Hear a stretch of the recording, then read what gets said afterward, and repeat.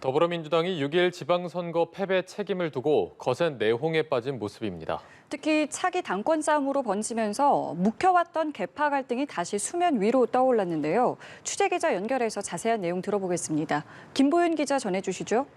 네, 어제 오후 민주당 의원과 당무위원들은 선거에 패배한 당을 어떻게 수습할지를 두고 4시간 가까이 논의했습니다.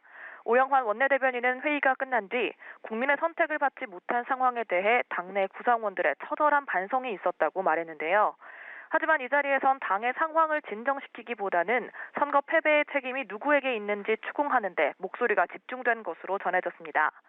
특히 이 과정에서 친문계 인사들이 이재명 책임론을 띄우면서 친이재명계, 이른바 친명계와의 계파 갈등이 부각됐습니다. 새 당대표를 뽑는 전당대회가 당장 2달 앞으로 다가오면서 차기 당권을 잡기 위한 삿바 싸움이 본격화한 건데요.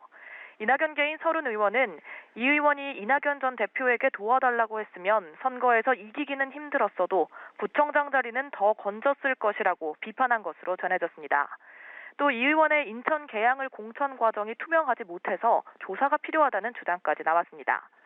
이재명계의 핵심인 정성호 의원은 회의가 끝난 뒤 한쪽의 일방적인 주장만 있었고 토론할 분위기가 되질 않아 싸울 일도 없었다면서 불쾌한 기색을 드러냈습니다.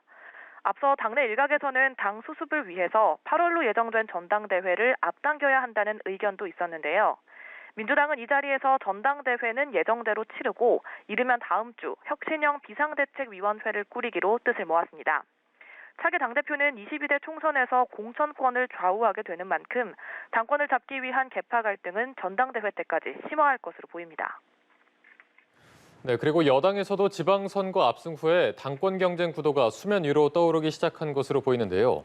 이런 가운데 이준석 대표가 우크라이나로 출국했다고요.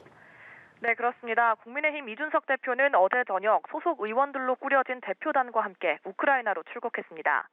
이 대표는 출국 전 주한 우크라이나 대사와 면담을 마친 뒤 우크라이나 현지 상황에 구체적으로 접근해서 윤석열 대통령에게 생생하게 전달하겠다고 말했습니다. 이 대표는 우크라이나에서 젤렌스키 대통령도 만날 예정입니다. 우크라이나행은 이 대표 본인이 적극적으로 추진한 것으로 전해졌는데요. 그 배경에는 당대표의 존재감을 부각시켜서 선거 이후 리더십이 공격받는 위기를 타개하려는 의도가 깔려 있는 것으로 보입니다. 현재 국민의힘 내부에서는 이 대표와 갈등을 빚던 이른바 윤핵관 세력을 중심으로 조기 전당대회를 열어야 한다는 목소리가 나오고 있는데요. 앞서 이 대표가 선거 직후 당을 쇄신하겠다며 혁신위원회를 출범시킨 것도 조기 전대론을 불식시키기 위한 행보라는 평가를 받았습니다. 이 대표 본인도 한간에 떠도는 유학설 등을 유포자의 희망일 뿐이라고 일축하면서 내년 6월까지인 임기를 모두 채우겠다는 의지를 밝혔습니다. 지금까지 보도국에서 전해드렸습니다.